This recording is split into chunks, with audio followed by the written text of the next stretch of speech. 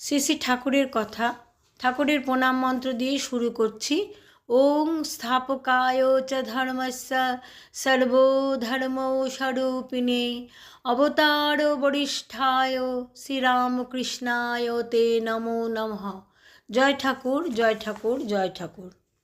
ঠাকুরের সাধনকাল শেষ হওয়ার পর একদিন শ্রীরামকৃষ্ণ কলুটলার হরিসভায় ভাগবত পাঠ শুনতে গিয়েছিলেন।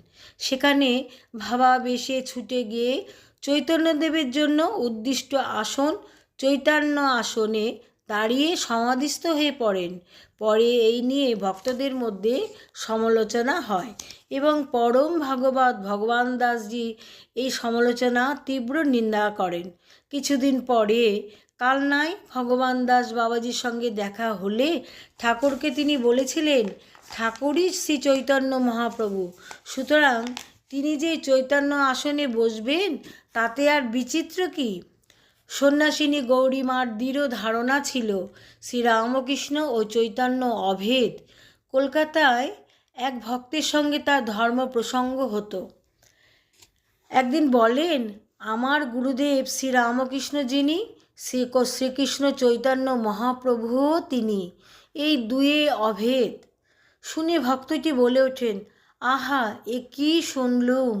ভগবানের নামের সঙ্গে মানুষের নাম একসঙ্গে উচ্চারিত হলো। শুনেই ব্যথা পেয়ে গৌরীমা যেই রাম সেই কৃষ্ণ, সেই এবে রামকৃষ্ণ বলে সেখান থেকে চলে আসেন।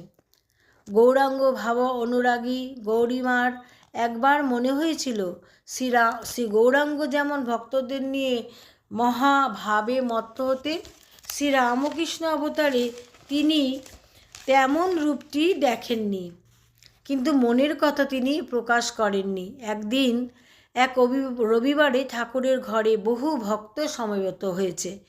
কেউ তাকে বাতাস করছেন, কেউ মুগ্ধ হয়ে তার কথা শুনছেন।